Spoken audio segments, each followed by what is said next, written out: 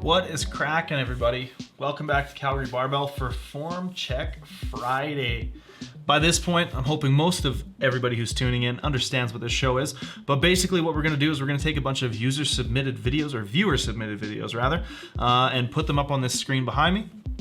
I'm going to critique them and help people learn how to be more efficient, more proficient lifters. So hopefully some of this advice, even if you're not featured, will help you lift a little better, learn a little bit, and we can all lift more weight.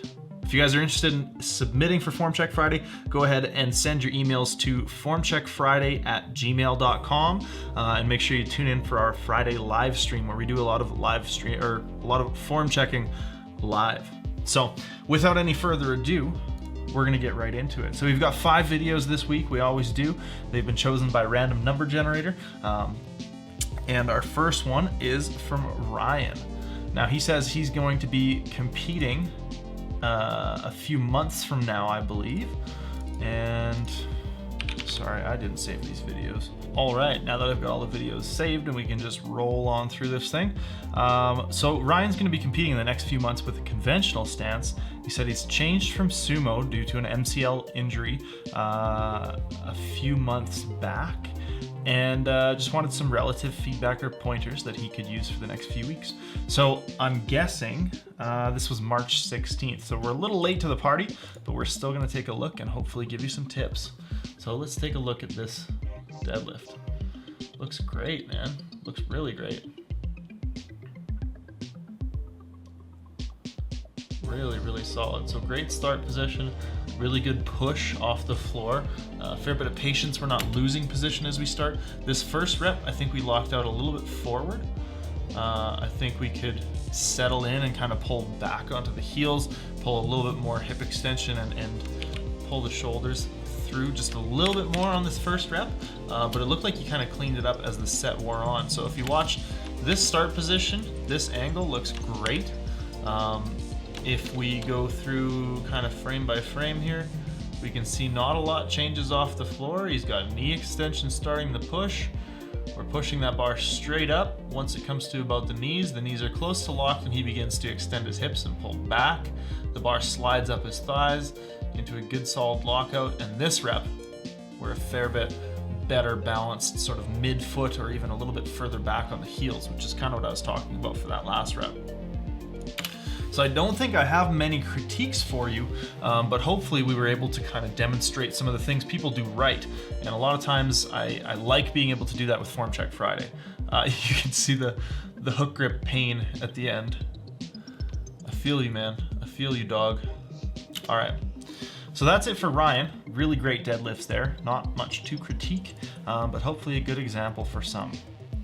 So this next one comes from Andreas. And Andreas said, this is with a 2-second pause. Love your work, big man. Big fan. All right.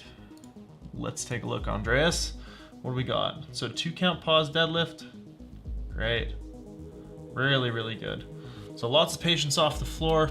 We're in a pretty decent position here. We've got mostly vertical shin angle. I think what looks like good hip height to me. We're fairly locked in through the trunk. We're not seeing a lot of shift in positioning as we start. Smooth in through the pause, knee extension into and out of the pause. It's one thing that I always try to coach. A lot of people will extend the knees to here and then start pulling back as soon as they come out of the pause, which is something we want to watch out for. We want to continue with knee extension as we do there. So we're pushing into the pause, pushing out of the pause, and you can see as we start out of the pause, we maybe sacrifice a tiny little bit of flat or extension, a little bit of position there. And as we come through, I think maybe a little bit less forceful extension through the back and hips so that we can maintain better knee lock. As we get through to the end here, we're seeing those knees unlock a little bit. So knees are locked here, and then as we extend through, the knees come unlocked. That's just being nitpicky though. But that's also kind of what we're here to do, right? So yeah, I'd relax on those lockouts. Or not relax, but lockout just a little less forcefully, a little less exaggerated lockout. All in all, those look really good, Andreas. I would keep doing what you're doing. I think, oh, excuse me. Out of the pause here, we are losing a little bit of position in through the trunk as we get into these later reps. So a little bit more patience.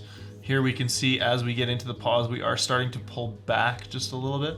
We can see that right there, that shift of trying to pull more upright into the pause as opposed to staying over the bar. So this is exactly what I was talking about, that you did better on that first rep, because right here into the pause, we're trying to reach the back up instead of staying over the bar.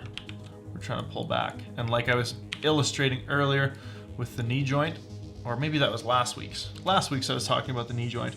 So when we pull back, we're actually pulling back into the knee. We want to watch out for that. So as the set wore on, we did get a little bit sloppy with the pauses. We're not quite seeing that same, see the pause height there is much higher as well. So if I mark there, and that's probably the straightest line I've ever drawn on this thing, versus where do we take our first pause? There. So we are losing a little bit of the intention. If we're trying to pause quite low, we're getting just a little bit sloppy towards the end there as well. So hopefully there were a couple of tips in there, and hopefully that helps.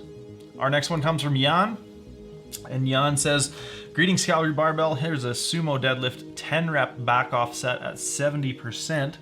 Attached video could only show 6 reps. Not sure if I'm initiating the pull and or locking it out at the right position. Well, there's only one way to find out, Yawn. So this is probably going to be very light. It's 10 reps at 70% of his 90% training max. So I think we're focusing on hip extension too early. So we're trying to extend the hips before the back is all the way through. To me, it looks like, and especially with this lockout, when we see people kind of dip the head through like this, see how his head extends out? A lot of times what we're doing is we're really kind of tucking the butt underneath as opposed to maintaining a more neutral position. So start position looks okay. Again, I think this is all good, but right here, we're a little bit rounded out. I think we could get a little bit more extension going through this low back and be a little bit more patient off the floor. Because by the time we get to here, we are rounded out in the low back. And then we come up to the top, and then right about here, we start to really aggressively push those hips forward into the bar, which I'm gonna guess we probably get the knees unlocking a little bit as well, right? Knees unlocking as you push the hips through. So those would be the big things. Try and focus on maintaining a little bit better extension. Keep that neck back. Don't push your head through. Excuse me. Don't push your head through like that, because that tends to coincide with really flexing your whole back. A lot of times when people push their head through like that, it's because they're tucking their butt way underneath. Try to avoid that. Keep that low back a little bit flatter, and that should be pretty good. Sorry for my yawns today, guys. This is the second one of these I've recorded in a row. And when I do these, as well as when I do my client check-ins, I talk a lot, I don't breathe a lot, so my body's like, dude, you need oxygen, and I yawn. I'm not tired, well, no more than usual, but here we are. Anyways, getting on to Matt Mayer. Matt Mayer, this is his AMRAP set. Feels like whenever he squats, he almost ends up good morninging it, even on the first rep, although that's not in the video. Tried low bar position, really hurt his shoulders. Is there any way to fix not good morning weight that I shouldn't be good morning? So I'm not sure what that sentence means, but I think we get the point. So he's running into some squat morning issues. We're gonna take a look and try to fix that for him. All right, the Punisher there. Let's see. So this bar position looks okay to me. I think part of the issue is that you didn't do it that rep. the upper back, what we're doing with the upper back is a bit weird. So if we watch this first rep especially, we can really see that disconnect. We're tight in the upper back, but we're not tying the upper back in through the rest of the trunk. So watch when he starts this squat, watch the elbows. Watch right here. As we start the squat, crank the elbows in, right? Cranks the elbows in before he descends. And that is going to cause some weird things to happen.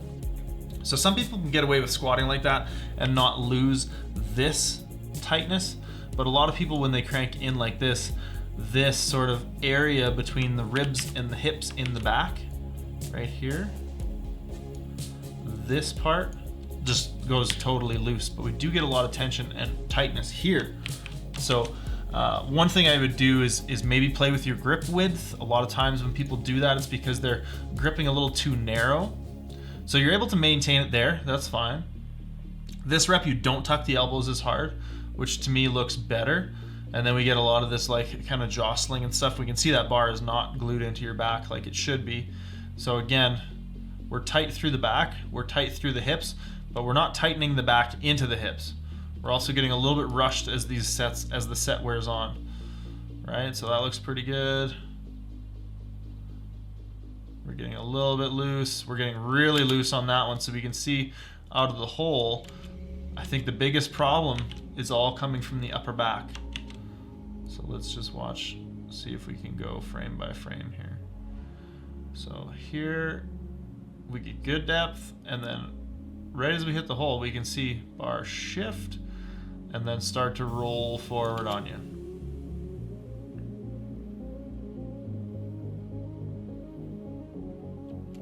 Huffing and puffing. Those high rep sets are killer, man, I tell you. I think the biggest thing here is just going to be tightening that upper back and learning to tighten the back as a unit, not just tighten the upper back. There's a lot of movement with the sort of wrists and the elbows and the hands. Then we crank the elbows in again on that one. So I think the big thing is going to be upper back tightness as a result of grip width and how you're cueing your shoulder blades.